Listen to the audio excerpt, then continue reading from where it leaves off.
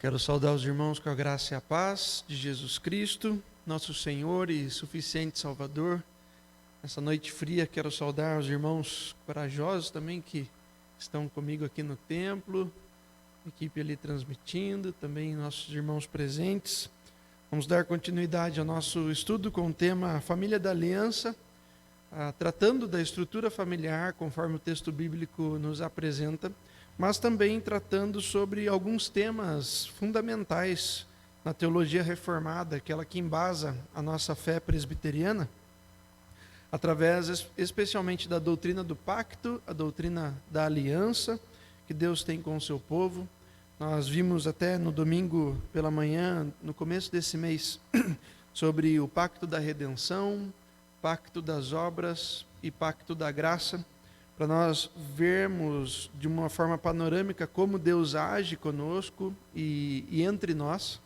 E se os irmãos não puderam acompanhar, acessem nosso canal no YouTube, está salvo como a primeira escola bíblica deste mês, do mês de maio.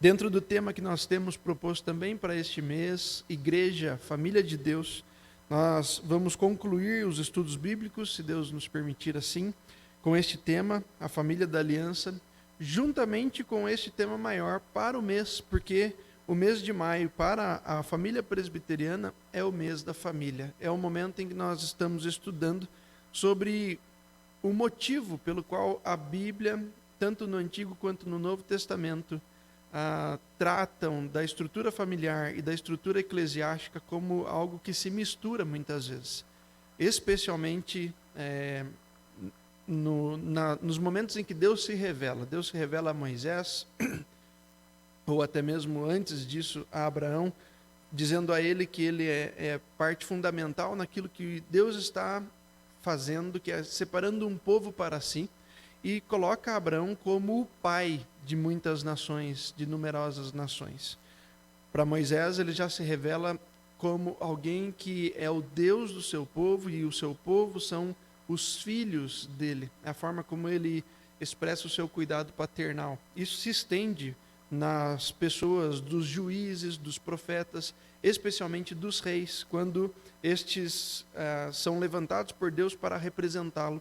E nós vemos isso tipificado em Cristo, o Filho de Deus, aquele que é o Filho unigênito do Pai, que tem a mesma essência, mas que também é o Cordeiro de Deus que tira o pecado do mundo, é aquele que é o noivo da igreja, noivo da noiva, família de Deus, que faz com que o povo de Deus não seja só conhecido, mas coparticipante da herança. Então são vários temas que a gente percebe dentro dessa doutrina do pacto, que vincula a igreja, ou o povo de Deus, o rebanho, a assembleia, a noiva, a nação, ou as várias nações, com argumentos que fazem com que a gente perceba que a nação não é só uma nação que obedece o seu governante, mas é a nação que faz parte de uma estrutura que trata o seu governante como pai. Então se mistura ali, nesses momentos, no Antigo e Novo Testamento, a igreja, a nação, com a noiva e a filiação através da adoção de filhos que Deus causa em nós, pela ação de Cristo, pela ação do Espírito, e de modo que a gente vê então, como foi dito no início desse mês, a Trindade agindo na criação, por ter já decretado eleger, salvar, perdoar e chamar um povo para si, para que seja também glorificado, tal como Cristo é, e seja então perfeito, santo, sem mácula, tal como o Filho, o Cordeiro de Deus que tira o pecado do mundo, que livrou-nos da condenação eterna. Vamos orar, iniciando o nosso estudo bíblico.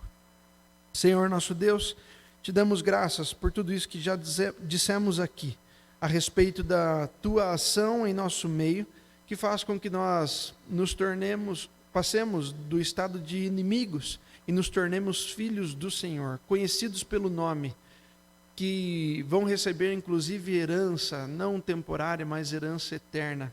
Nós te louvamos por isso, Deus, é realmente algo que nos enche o coração de alegria, de esperança, e nos faz também ter vontade de não guardar essa mensagem para nós, mas transmiti-la, falar a respeito desse teu grande amor misericordioso, que nos perdoa os pecados e também nos chama a fazer parte de um grupo que não é só conhecido pelo Senhor porque te serve, mas um grupo que é conhecido pelo nome porque são filhos do Senhor, fazem parte da tua família. Não são estrangeiros diante da tua presença, mas são conhecidos por ti. E nós te damos graças por isso. Te damos graças porque reconhecemos a tua maravilhosa graça, a tua maravilhosa misericórdia, que não nos trata conforme as nossas iniquidades e transgressões, mas nos trata conforme a tua muita misericórdia. Expressa claramente para os nossos olhos pecadores na pessoa de Jesus, em quem nós confiamos. Nós queremos também interceder diante do Senhor pelos nossos irmãos que carecem de uma intervenção tua, Pai, milagrosa, miraculosa, de modo que o Senhor venha a agir em suas vidas, em sua saúde, de modo que eles possam reconhecer o teu grande amor e poder, mas também perceber tua boa mão a conduzi-los em tratamentos de saúde, em internações. E clamamos também, Deus, pelos nossos irmãos, familiares de muitos que estão enfermos, clamando ao Senhor que cuide de suas mentes e de seus corações, para que possam de fato crer que o Senhor está com eles e também perceber a tua boa mão através da fé, da ação do teu Santo Espírito, como nós vimos no texto bíblico de Lucas capítulo 1, agir tal como agiu lá na vida de Isabel, possuindo-os totalmente, dotando-os de fé, de confiança, de que o Senhor nunca se aparta dos seus. Nós te damos graças, Pai, porque o Senhor tem nos feito perceber que não são os acontecimentos da nossa vida que nos fazem crer ou deixar de crer, ou não são os acontecimentos da nossa vida que nos fazem ter certeza se o Senhor está ou não está conosco, mas é a tua palavra. E a tua palavra revelada e cumprida na pessoa de Jesus Cristo, aquele que sofreu, padeceu as nossas dores, levou sobre si as nossas enfermidades e foi abandonado na cruz, para que nós, em meio às nossas muitas dificuldades e também enfermidades, possamos olhar atentamente para o autor e consumador da nossa fé e não temer a morte, porque ele venceu a morte. Nós te damos graças, Pai, por essa verdade que toma o nosso coração e nos dá segurança para peregrinar este caminho que o Senhor mesmo nos propõe rumo à cidade santa. Ajuda-nos, Deus, fortalece os nossos pés, dá-nos entendimento de que de fato essa vida é temporária, mas a herança é eterna. Que nós, na esperança de desfrutar a presença do Senhor gloriosa, santa, perfeita, venhamos a nos animar, a firmar os nossos passos trôpegos, para que venhamos também a dedicar todo o nosso ser, toda a nossa vida em devoção e serviço ao Senhor e também à tua igreja. Nós oramos assim, Deus, humildemente, humildes de espírito, confessando os nossos pecados e crendo em Jesus Cristo. Em nome de quem oramos, Pai. Amém, Senhor. Irmãos, vamos ler o texto bíblico. Hoje vamos ver um trecho que está no livro do Gênesis, em seu capítulo de número 5, os versos 5 a 8, apenas neste início. A semana passada, semana passada ficamos com a transmissão, a programação da terceira conferência Cultura Cristã, produzida pela nossa IPB, em parceria com a editora presbiteriana chamada Cultura Cristã e a Associação de Mídia, que é a APECOM. Fizeram um excelente serviço durante toda a semana, edificando a igreja presbiteriana do Brasil, do qual nós pudemos aproveitar também. Caso os irmãos não tenham acessado, ainda é possível fazer isso. Qualquer dia dessa semana, palestras excelentes, temas excelentes, que muito me edificaram, creio que também irá edificar os irmãos. Então, não semana passada, mas na retrasada, nós vimos sobre o mandato espiritual. Nós hoje vamos ver sobre o mandato social e semana que vem o mandato cultural. Vou conceituar a respeito disso, quero trazer alguns temas para os irmãos ouvirem a respeito, terem uma interação com eles, para que num próximo momento, quando a gente tratar a respeito deles de novo, especialmente dentro da doutrina do pacto, dentro da doutrina da aliança, os irmãos possam estar mais familiarizados com esses termos que são trazidos para nós a partir dos nossos símbolos de fé, a Confissão de Fé de Westminster, Catecismo Maior e Breve Catecismo de Westminster. Então a leitura da semana retrasada foi Gênesis 4, quando a gente vê como, especialmente Lameque, sendo da descendência de Caim, tem um certo apreço, especialmente pela bigamia, né? Tem 2 esposas e tem uma glória própria em ter tirado a vida de 2 seres humanos, de 2 homens. Nós vimos como a graça de Deus, a partir da queda, ela atinge os seres humanos, mas como a desgraça permanece. E hoje nós vamos ver da mesma forma, a partir de Gênesis 5, versos 5 a 8, quando é dito assim: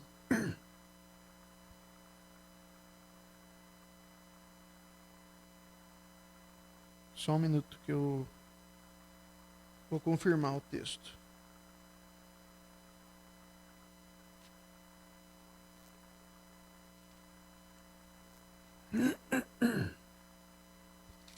É isso mesmo.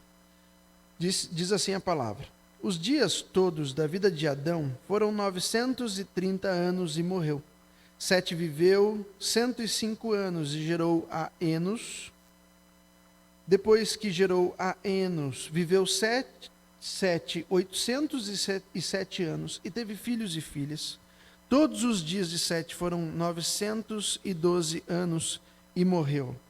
Prosseguindo, nós vemos sobre Enoque a partir do verso 21 e ainda a respeito do nascimento de Noé, nos versos 30, quando é dito: depois que gerou a Noé, viveu Lameque 595 anos e teve filhos e filhas. Todos os dias de Lameque foram 777 anos e morreu. Era Noé da idade de 500 anos e gerou Sem, Cã e Jafé. Verso 5 em diante do capítulo 6 agora. Viu o Senhor que a maldade do homem se havia multiplicado na terra e que era continuamente mal todo o desígnio do seu coração. Então se arrependeu o Senhor de ter feito o homem na terra, e isso lhe pesou o coração. Disse o Senhor: farei desaparecer da face da terra o homem que criei, o homem e o animal, os répteis e as aves dos céus, porque me arrependo de os haver feito. Porém Noé achou graça diante do Senhor. Esse texto principal. Havia no coração de Deus o desejo de encerrar a história humana, mas Noé achou graça diante do Senhor. O estudo de hoje traz algumas semelhanças com aquele que vimos não na semana passada, mas retrasada. A gente está entrando nas ordenanças de Deus sobre os relacionamentos com Ele, com a família e com a sociedade. A gente viu que o livro de Gênesis, algo importante para a gente citar, é um relato do Deus Criador, que não se manteve distante do ser humano, o ser criado, mas se relaciona com ele, o busca, especialmente depois da queda. Sua busca pelo ser humano, no entanto, nunca se adequa às regras do ser humano, mas propõe regras, porque as regras do ser humano são pecaminosas, já as regras de Deus são santas. Deus jamais pode se adequar a regras pecaminosas, mas Ele exige que nós venhamos a nos adequar às suas regras santas. E para isso, então, Ele propõe um caminho para que nós consigamos executar aquilo que Ele exige de nós. Hoje, o caminho está perfeito, está totalmente aberto através da pessoa de Jesus Cristo. A nossa dificuldade, ela consiste em sermos santos como Deus é santo. No entanto, essa dificuldade ela será sanada justamente na eternidade.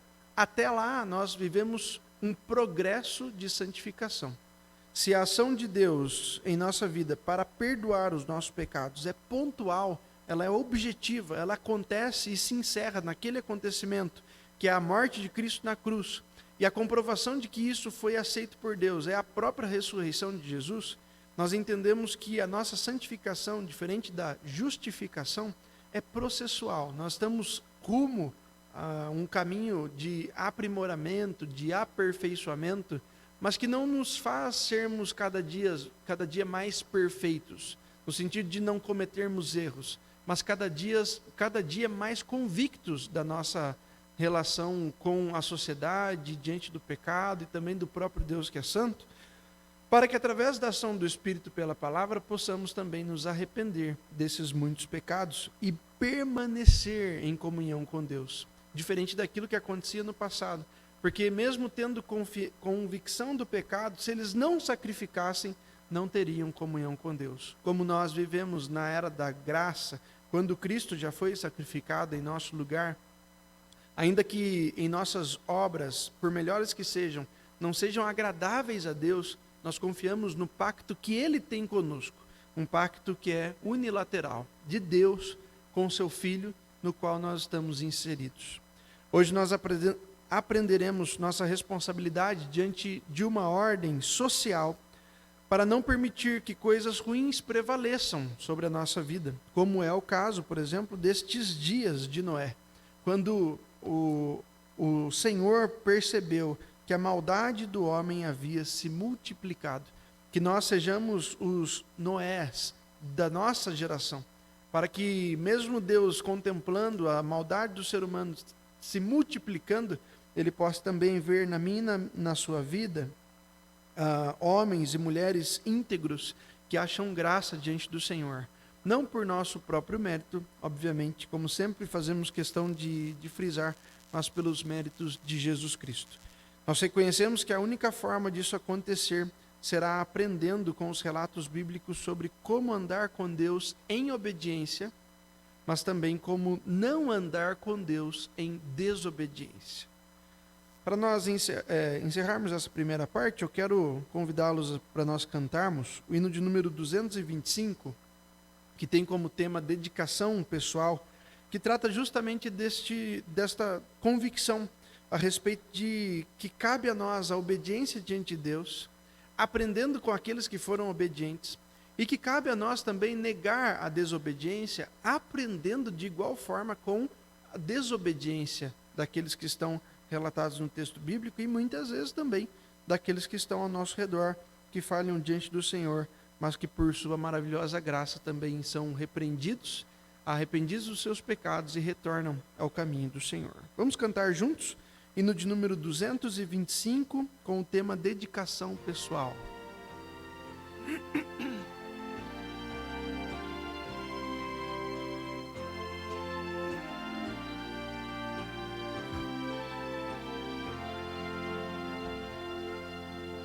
Eis-me, ó Salvador, aqui, corpo e alma oferto a ti, servo inútil sem valor, mas pertenço a meu Senhor.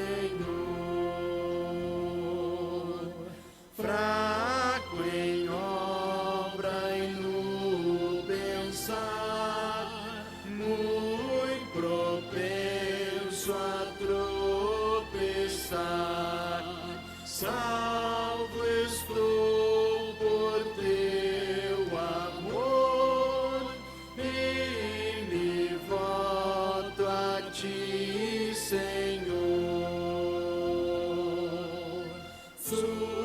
Subjugado em todo ser, me submeto ao teu poder. Grande é o preço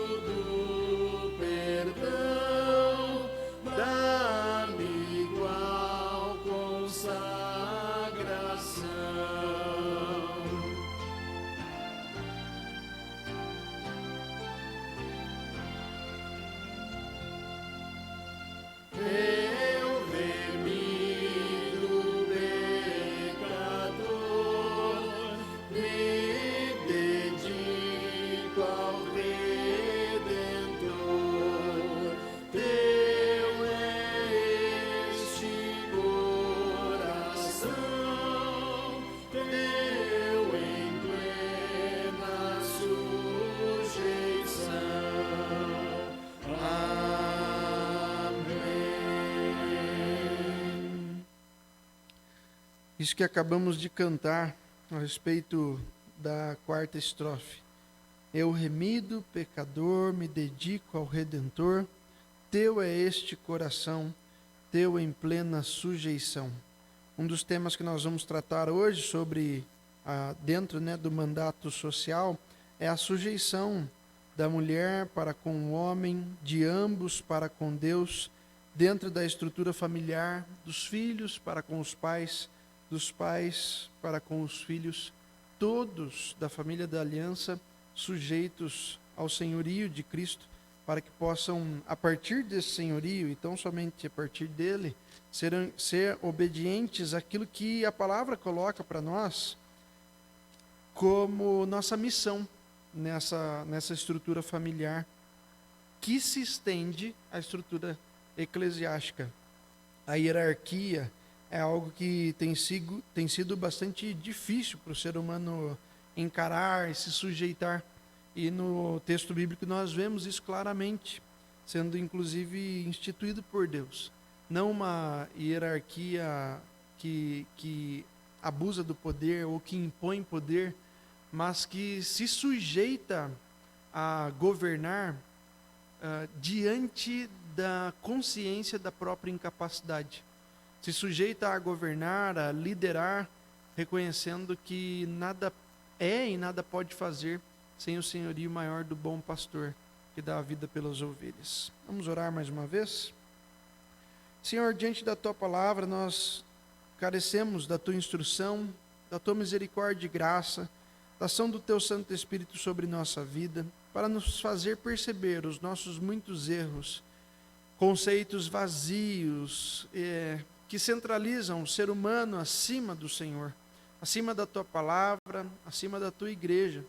E nós queremos nos render à Tua palavra nesta noite, ainda que seja muito inflamado o nosso coração de conceitos que na verdade confrontam com aquilo que o Senhor nos orienta a fazer e sermos conduzidos pela Tua palavra, tanto na nossa família quanto também na nossa igreja.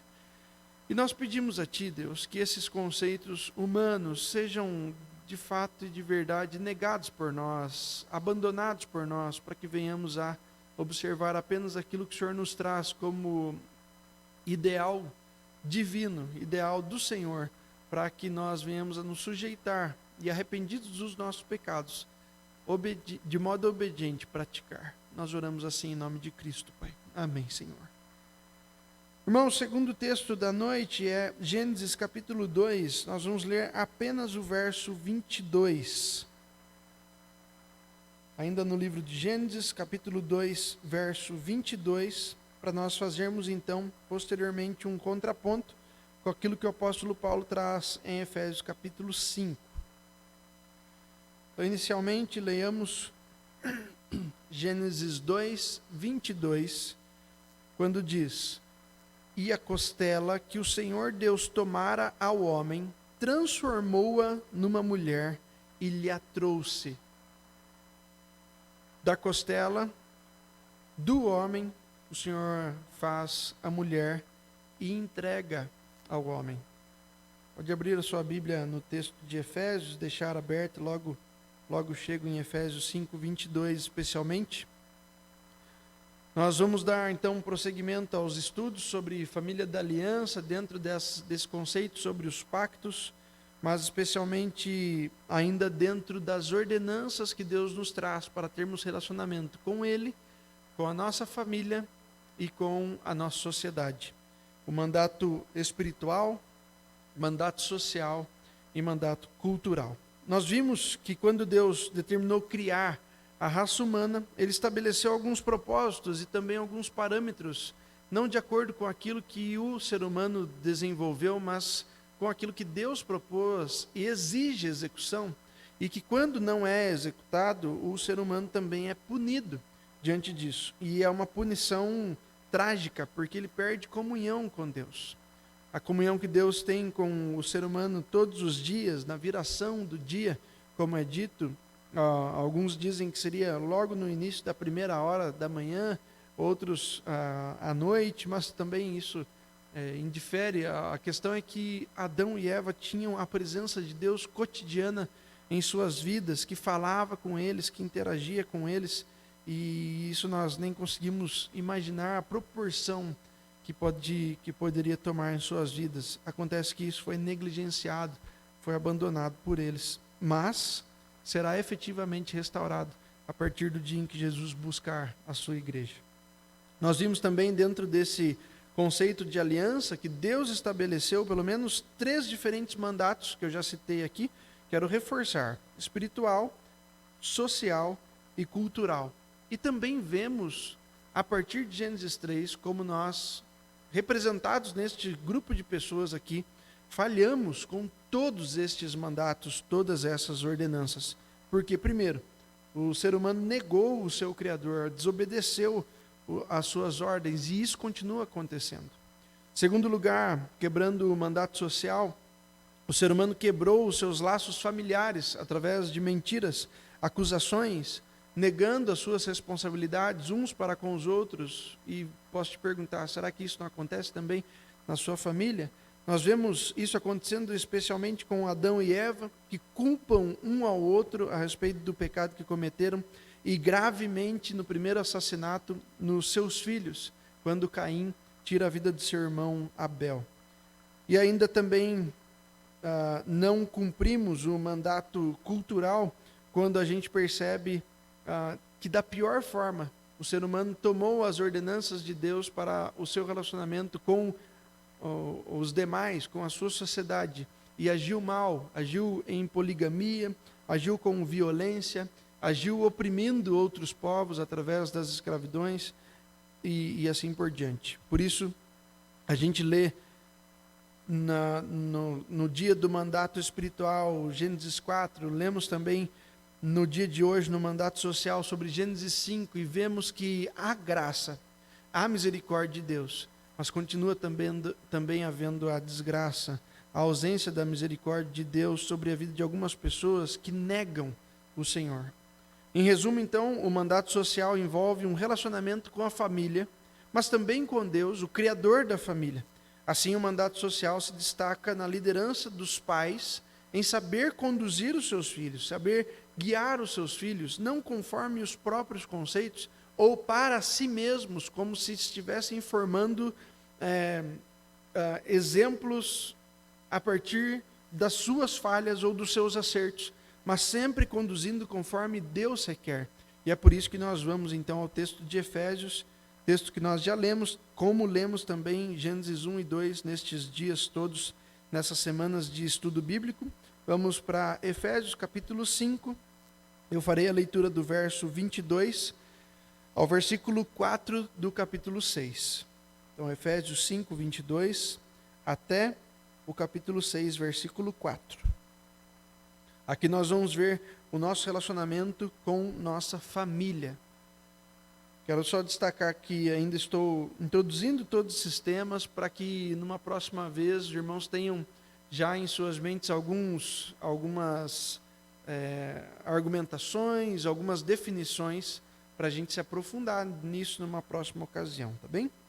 Então vamos ler o texto bíblico, Efésios 5, 22 a 6, verso 4, quando é dito: as mulheres sejam submissas ao seu próprio marido como ao Senhor, porque o marido é o cabeça da mulher, como também Cristo é o cabeça da igreja, sendo este mesmo o Salvador do corpo. Como porém a igreja está sujeita a Cristo, assim também as mulheres sejam em tudo submissas ao seu marido. Maridos, amai vossa mulher como também Cristo amou a igreja e a si mesmo se entregou por ela, para que a santificasse, tendo-a purificado por meio da lavagem de água pela palavra, para a apresentar a si mesmo igreja gloriosa, sem mácula, nem ruga, nem coisa semelhante, porém santa e sem defeito. Assim também os maridos devem amar a sua mulher como ao próprio corpo. Quem ama a esposa, a si mesmo se ama. Porque ninguém jamais odiou a própria carne. Antes a alimenta e cuida dela, como também Cristo o faz com a igreja, porque somos membros do seu corpo. Eis porque deixará o homem a seu pai e sua mãe, e se unirá à sua mulher, e se tornarão os dois uma só carne. Grande é esse mistério, mas eu me refiro a Cristo e à igreja. Não obstante vós, cada um de per si, também ame a própria esposa como a si mesmo, e a esposa respeite ao marido. Filhos, obedecei a vossos pais no Senhor, pois isto é justo. Honra teu pai e a tua mãe, que é o primeiro mandamento com promessa, para que te vá bem e sejas de longa vida sobre a terra. E vós, pais, não provoqueis vossos filhos a ira, mas criai-os na disciplina e na admoestação do Senhor. Esse texto será também o texto base do sermão de domingo à noite. Quero convidar os irmãos a acompanharem. Domingo eu farei de modo expositivo, tirarei algumas dúvidas sobre alguns termos descritos aqui, mesmo já utilizando esse texto em outros estudos e já definindo alguns termos, como por exemplo o da submissão, citado aqui. Lembrando aos irmãos que no texto grego, esse trecho não começa no verso 22, mas no 21, quando inicia: sujeitando-vos uns aos outros no temor de Cristo, as mulheres sejam submissas ao marido, e os maridos amai vossa mulher. Esse é o conceito que o apóstolo Paulo está colocando aqui. Se o homem é submisso a Cristo, ele ama a sua mulher sacrificialmente. Se a mulher é submissa a Cristo, ela também será submissa ao seu marido. Não é o tema de hoje. O tema de hoje são os relacionamentos. Então eu vou pincelar só os textos, esse texto aqui, um pouco extenso, mas de forma bastante objetiva.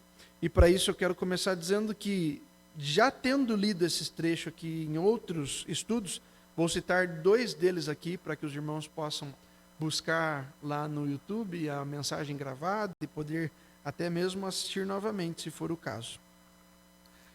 Eu quero chamar a atenção dos irmãos para o entendimento de que aquilo que foi perdido na queda, lá no jardim, lá no Éden, Paulo admoesta que deve voltar a ser destaque para o cristão, para o casal cristão. A mulher deve ser submissa ao marido porque ele é o cabeça constituído por Deus desde o Éden, porque foi criado primeiro. É como o apóstolo Paulo diz a Timóteo, em 1 Timóteo 2,14. O ofício que o homem não exerceu, deixando a mulher ser enganada lá no jardim, é algo que não pode se repetir agora. É algo que deve ser assumido pelo homem em seu caráter, em sua parte como imagem e semelhança de Deus. Leia depois 1 Timóteo 2,14 e veja o apóstolo Paulo tratar a respeito disso, como é tratado aqui também. Para exemplo do homem, nós temos Cristo.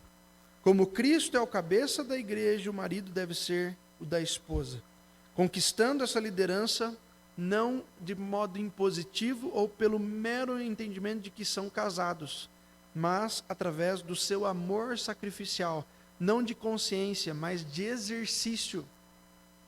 O amor sacrificial de Cristo não foi uma declaração de amor, como se dissesse: eu estou disposto a me sacrificar por você, igreja.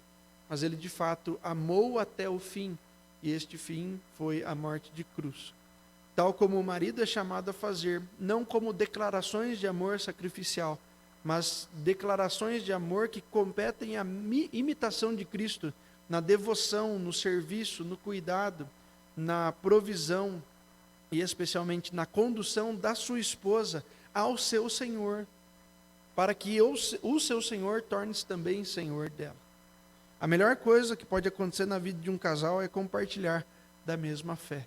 A única forma disso acontecer é através da intercessão constante e do serviço constante da parte crente dentro do casamento, seja a mulher, seja o homem. Se você duvida disso, leia a carta do apóstolo Pedro. Ali ele trata a respeito de mulheres que queriam o divórcio, porque não queriam permanecer casadas com homens ímpios, com homens pagãos.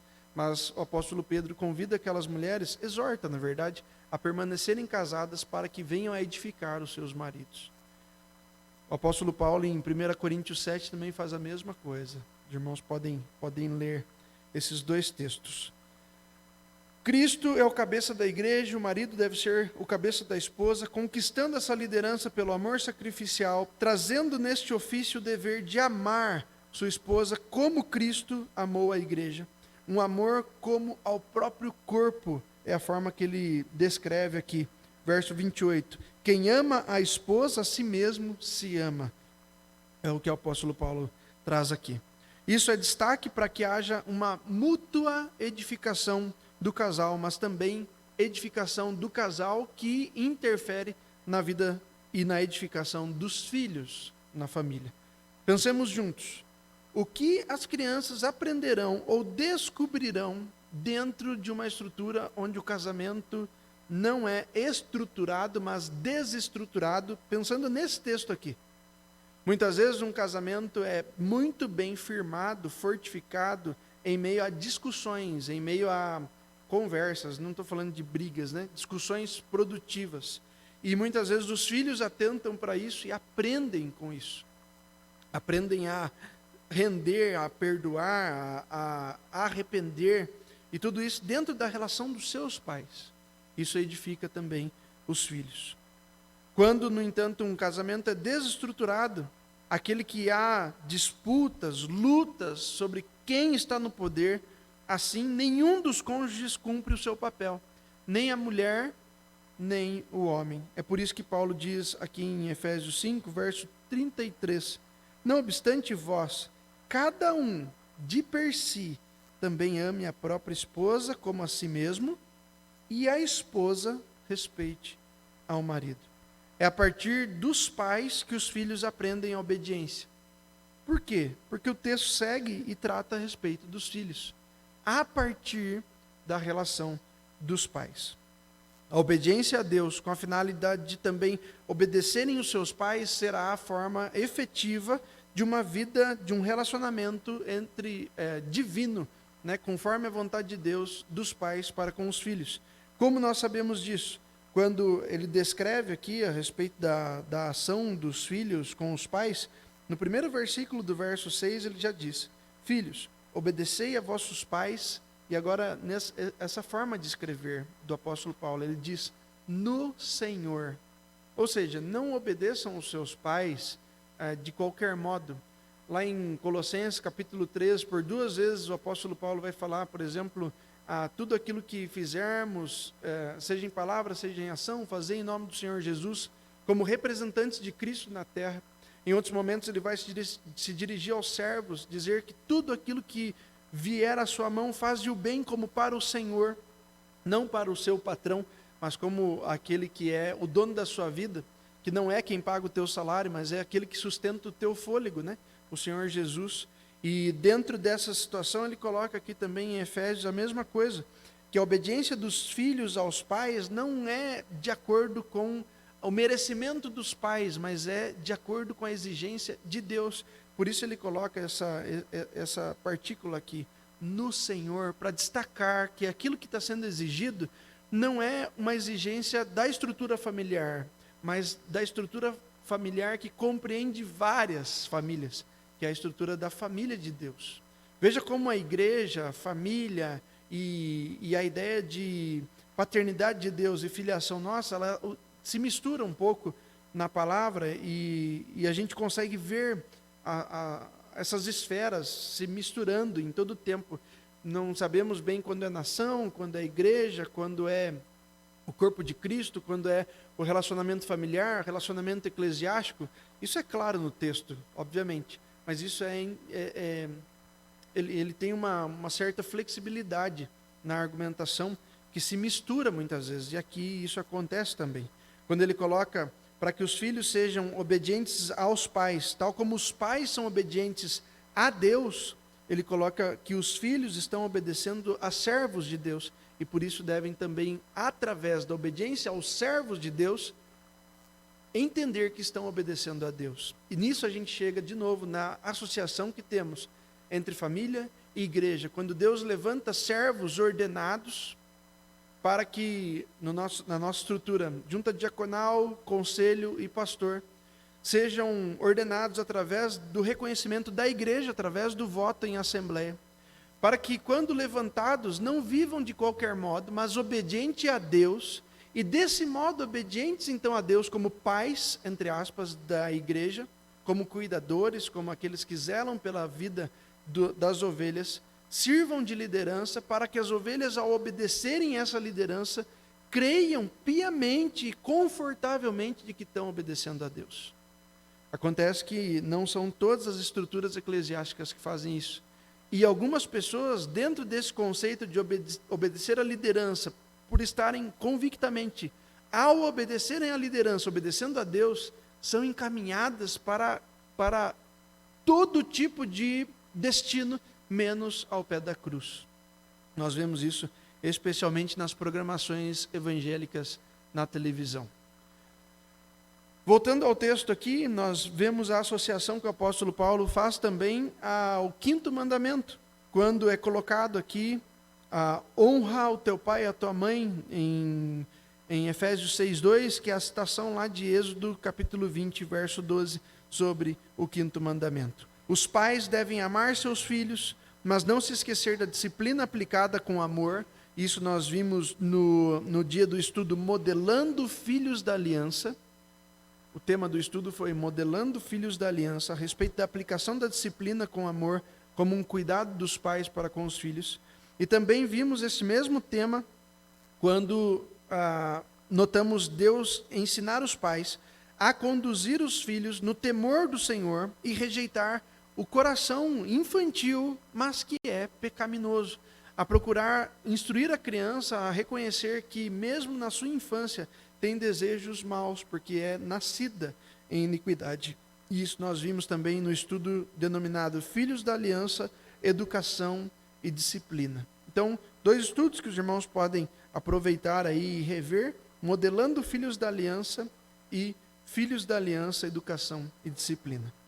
Portanto, irmãos, então neste mandato social, por ter Deus criado a humanidade à sua imagem e semelhança, macho e fêmea, o relacionamento familiar desde o princípio está diante de Deus. Isso não se perdeu.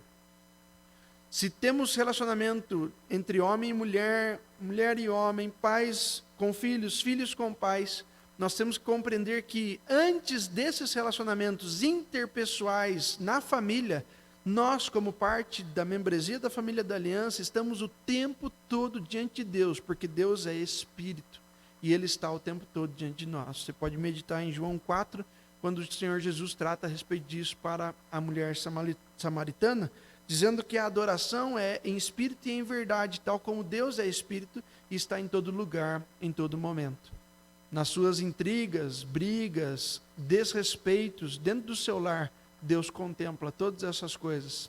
Não adianta nada você vir à igreja, claro, adianta um pouco, né? Não vou dizer que não adianta nada, alguma coisa adianta, mas vir à igreja com um coração amargurado por causa da ira, do desgosto, da amargura, nutrida no seu lar, isso é um impedimento na sua vida eclesiástica, na sua comunhão com Deus e com os seus irmãos. Você precisa buscar forças da parte do Senhor e contar também com a sua liderança para resolver esses atritos na sua casa, para estar totalmente disposto e de coração aberto para também adorar o Senhor aqui no templo com a igreja reunida. Vamos seguir. Quando a gente percebe, então, diante do que vimos até aqui, o homem que tinha que trabalhar com a mulher como agentes reais, ou seja, príncipes, como aqueles que representam o rei de toda a terra. Um tema que a gente viu sobre isso também é Deus como Criador e ser o governador de todo o cosmos, não só do planeta Terra, não só dos crentes, mas de tudo que é criado, porque Ele é o Criador de todas as coisas. Mas cabe a nós também, como seres humanos criados à imagem e semelhança de Deus, o servir aos pais, né? O servir como o cabeça, deixando os seus pais, tomando a sua mulher e se unindo a ela, se apartando do seu núcleo familiar e gerando um novo núcleo familiar. E assim também a gente pode ver o cumprimento lá de Gênesis 1, 26, 27, aliás, quando é requisitado de nós a multiplicação, é a forma como está traduzido na nossa Bíblia. Quando o homem toma a esposa, gera um novo núcleo familiar, que por sua vez não será restrito à união de homem com mulher, mas será expandido, será multiplicado através dos filhos. Esse mandato provê base divinamente ordenada para o casamento. O mandato social é aquele mandato que vai agregar a relação matrimonial, a relação conjugal, para a família, de modo restrito, na estrutura familiar, mas também para a família de modo extensivo na estrutura eclesiástica. Porque o mesmo núcleo que vemos em uma dimensão pequena dentro do núcleo familiar, dentro da casa dos nossos irmãos, é aquilo que precisamos ver também numa estrutura grande, numerosa, dentro da estrutura eclesiástica, como uma grande família, que tem os pais, tem as mães, tem os filhos, mas antes disso, tem uma estrutura semelhante àquela proposta para o núcleo familiar, que é a hierarquia. Isso nós vemos no Antigo Testamento, mas vemos também a manutenção, por exemplo, da liderança masculina no Novo Testamento, sustentada por mulheres sábias que edificam a igreja, que trabalham na igreja, que participam da igreja, tanto quanto é assim também nas suas famílias.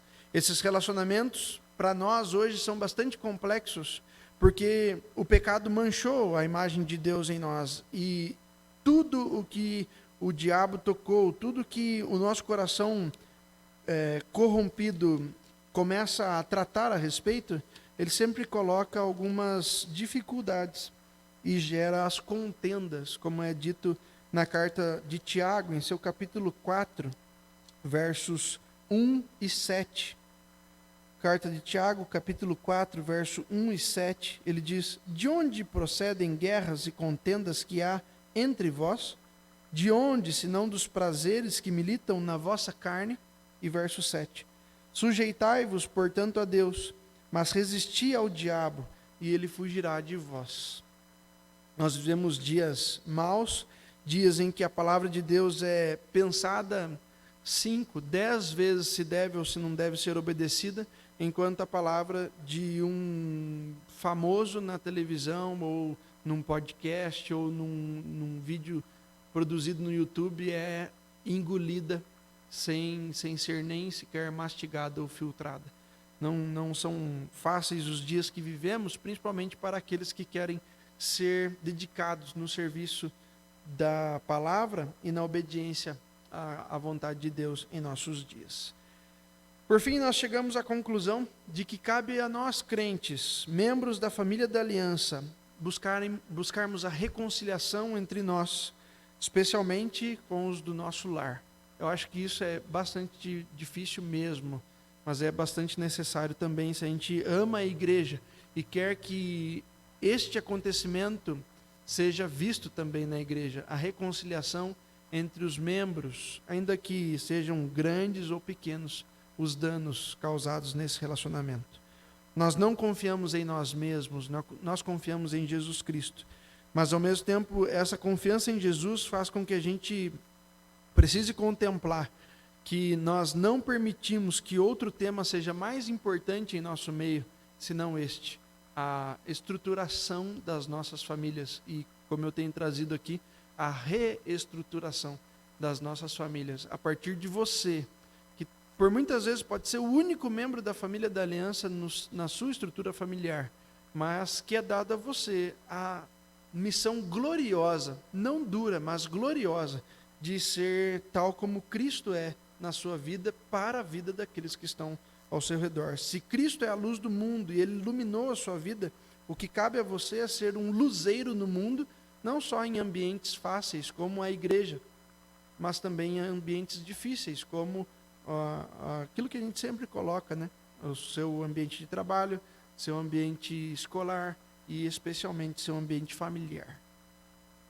Isso é possível através de Jesus, porque Jesus nos deu paz com Deus, para que a gente possa cumprir as ordenanças em todas as áreas, antes de sermos rebeldes, antes de sermos desobedientes, para que sejamos sujeitos a Cristo, né, em seu senhorio, e possamos então, a partir da sujeição a Cristo, nos sujeitarmos também uns aos outros em nossa família, mas também em nossa igreja. Abra sua Bíblia na carta aos Hebreus, na Epístola aos Hebreus, em seu capítulo de número 13. Farei a leitura dos versos 20 e 21, e assim nós terminamos o estudo desta noite. Nós muitas vezes vemos algumas tarefas que nós somos chamados a cumprir na Bíblia e que achamos muito difíceis. E nós imaginamos, meu Deus, como que o Senhor vai me capacitar a fazer uma coisa dessa? Eu não sou competente para isso. O meu coração grita em rebeldia contra essa atitude que o Senhor me convida a fazer, me ordena a fazer. Sujeitar ao meu marido, o marido se sujeitar à esposa, aos filhos, no cuidado amoroso, tal como Deus Pai, Criador de todas as coisas, tem conosco. Para Ele talvez seja muito fácil, muito simples, porque Ele é santo, mas eu, pecador, como farei isso? Romanos 5 é um texto-chave, bastante citado aqui, mas eu quero deixar esses 2 versículos de Hebreus, capítulo 13, versos 20 e 21, quando é dito assim: Ora, o Deus da paz, que tornou a trazer dentre os mortos a Jesus, nosso Senhor, o grande pastor das ovelhas, pelo sangue da eterna aliança, vos aperfeiçoe em todo o bem, para cumprirdes a sua vontade, operando em vós o que é agradável diante dele, por Jesus Cristo, a quem seja a glória para todos sempre. Amém. Se você crê que a morte de Jesus aconteceu, mas que o símbolo do pagamento da dívida é a ressurreição, e é o que está descrito aqui, ele foi trazido dos mortos para ser o pastor nosso, pastor da ovelha, que somos nós, eu e você. Ele tem uma aliança com o Pai, da qual ele nos torna participantes, uma aliança eterna. Dentro desse núcleo familiar de Deus não nos cabe outra coisa, não nos cabe outra tarefa, senão recebermos o aperfeiçoamento de todo o bem, com uma finalidade: cumprir a vontade de Deus em nossa vida. Enquanto nós cumprimos a vontade de Deus na nossa vida, diante de todas essas advertências que recebemos para o núcleo familiar, Ele vai nos aperfeiçoando e operando em nós de modo agradável, de modo a ter prazer na minha e na sua vida. Você tem dimensão do que isso significa?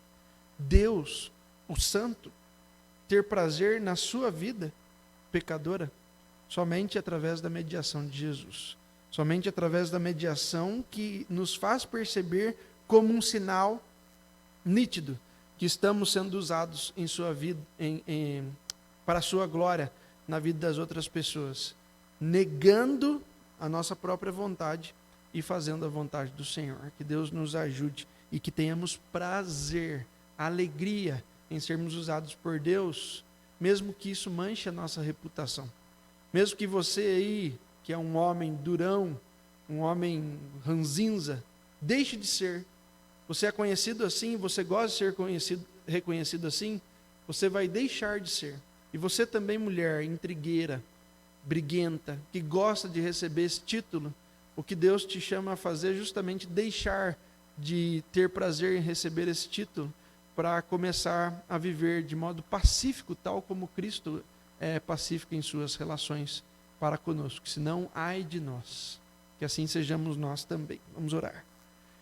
Senhor nosso Deus, obrigado por Tua palavra, obrigado por esses temas que temos abordado, ainda que de modo bastante introdutório, até panorâmico, para que venhamos a perceber como o Senhor exige de nós, como a vida em comunidade, a vida em igreja não é apenas frequentar, ou se cumprimentar, ou orar uns pelos outros nas dificuldades, mas é buscarmos relacionamento profundo, familiar, tal como o Senhor tem conosco, porque se o Senhor nos convida a chamar o Senhor de Pai, quer dizer que o Senhor tem um profundo relacionamento com cada um de nós.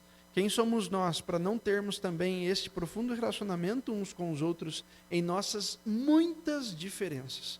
Ajuda-nos, Deus, a começar a exercitar isso, especialmente nesses dias de pandemia, quando dentro do nosso lar não conseguimos evitar convívio com aqueles que, ainda que tenhamos dificuldade de conviver, nossa família básica, estrutura básica familiar, nós somos chamados e temos sido chamados pelo Senhor nesses últimos meses a buscarmos nos sujeitar uns aos outros no temor do Senhor, como é próprio do relacionamento que o Senhor exige de nós, de uns para com os outros, ou seja, no Senhor, para que juntos sejamos luzeiros na vida uns dos outros, mas venhamos também a fazer tua vontade e não a nossa. Ajuda-nos, Deus, nisso, é o que nós te pedimos em nome de Cristo, reconhecendo que a partir das advertências que o Senhor traz, do peso que o Senhor coloca no nosso coração, muitas vezes no frio do estômago, a cabeça que não para de trabalhar, é a forma como o Senhor nos dá sinais de que está exigindo de nós um posicionamento, e que assim seja, que nós venhamos a responder a tua palavra com atitudes, conforme aquilo que o Senhor tem operado em nosso coração, para operarmos também na vida daqueles que estão ao nosso redor, especialmente nesse ambiente que temos tratado como difícil, que é o ambiente familiar. Que confiemos na tua aliança, na aliança que o Senhor tem conosco, e venhamos a viver de modo agradável a ti. É o que nós te pedimos em nome de Cristo Jesus. Amém, Senhor. Irmãos, nossa programação permanece nessa semana. Sexta-feira temos reunião de oração às 19 horas. E como eu coloquei no grupo da igreja, quero rapidamente reforçar. Os irmãos que querem vir à igreja e creem de alguma forma que serão impedidos disso, nós jamais faremos isso. O decreto municipal recomenda a não participação de maiores de 60 anos e menores de 12, mas cada irmão é competente para julgar se deve ou se não deve vir. O que nós pedimos é o de sempre: uso constante das máscaras, e qualquer sintoma, absolutamente qualquer sintoma de algo viral, como é a gripe mesmo, que os irmãos não venham, sejam maiores, sejam menores, sejam quem forem que desejam estar conosco, tá bem? Podemos receber um número de 30%, que na divisão que fizemos são 30 pessoas aqui nos bancos da nossa igreja. É um bom número, por isso eu os convido a virem na reunião de oração, também na escola bíblica dominical e no culto à noite, quando nós vamos ver esse texto aqui de Efésios de modo expositivo. Que Deus os abençoe e os guarde, que possamos orar sempre uns pelos outros.